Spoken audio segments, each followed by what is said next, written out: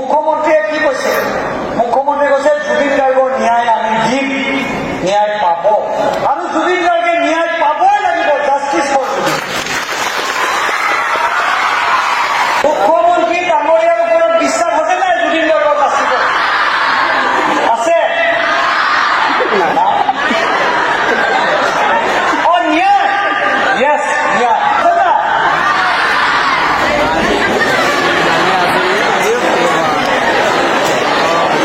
মুখ্যমন্ত্ৰী ডাঙৰীয়াৰ ওপৰত বিশ্বাস আছে নাই? জুবিন গাৰ্গক বাচিব আছে?